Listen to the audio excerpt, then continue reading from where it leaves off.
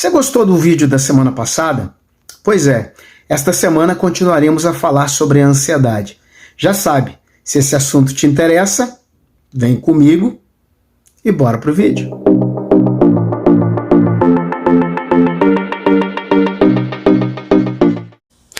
Oi pessoal, tudo bem com vocês? Eu espero que sim. No vídeo de hoje nós vamos continuar falando um pouco sobre ansiedade.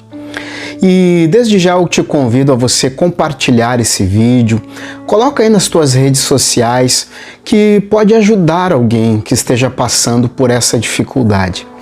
E na semana passada nós abordamos um pouco a respeito do que é ansiedade e algumas maneiras de lidar com ela biblicamente falando. E hoje nós vamos continuar nesse mesmo tema. Vamos falar um pouco sobre a ansiedade e algumas coisas importantes que nós precisamos saber sobre ela. O diagnóstico é a primeira das providências que você tem que tomar a respeito da ansiedade. Porque é importante você saber contra o que você ou com o que você está lidando. Algumas vezes nós temos a tendência de naturalizar o que é espiritual e de espiritualizar o que é natural. Portanto, é importante demais que você procure um profissional, que você faça um diagnóstico preciso, até mesmo porque isto vai aliviar a tua cabeça. Que por vezes um dos males da ansiedade é a antecipação. E às vezes a pessoa está com algo e ela já imagina outra coisa e fica aflita por causa daquilo. Então, o diagnóstico preciso é a primeira providência que você tem que tomar. A segunda providência que você precisa tomar a respeito da ansiedade é descobrir os gatilhos.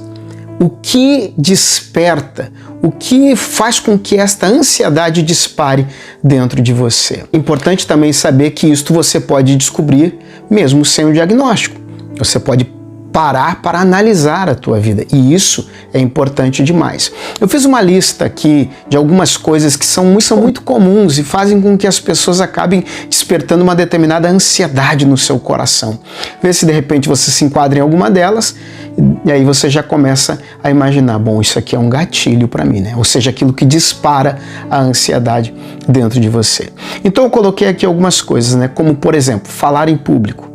Tem gente que treme, né?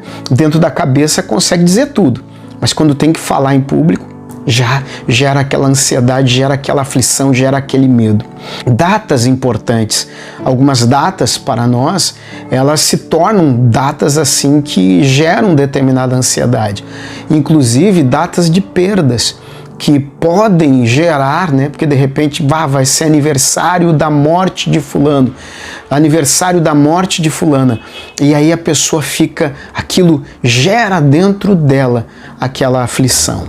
Também entrevistas de emprego. Às vezes a pessoa vai ser entrevistada no emprego e ela acaba ficando nervosa antecipadamente.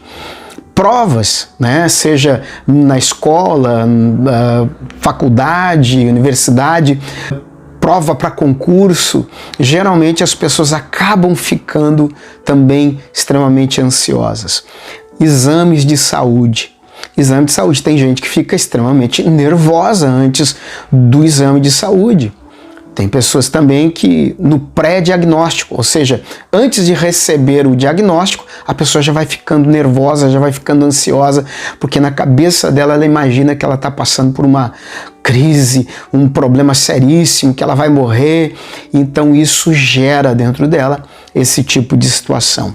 Outras coisas também que geram esses gatilhos, né, da ansiedade são as ameaças. Algumas vezes ameaça de perder o emprego, ameaças de terminar um relacionamento, a pessoa vive sob uma pressão, né? Vive sempre sob ameaça. Você pode parar para pensar, e biblicamente falando, você lembra do profeta Elias, quando ele recebeu a ameaça da rainha Jezabel?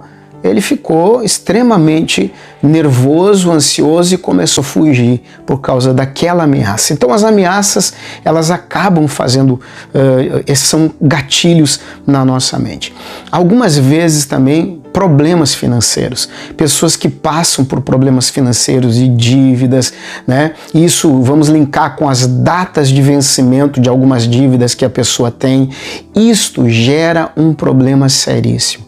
Quantas pessoas ficam extremamente aflitas por causa disso, por causa deste momento, dessa data que está para chegar, e a pessoa acaba ficando deste jeito, né? Então, de repente, está chegando o prazo final daquela conta e o que acontece? Não tenho dinheiro, não tenho como resolver essa situação, não tenho como resolver.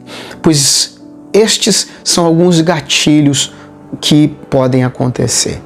Outras vezes também a gestação de um filho.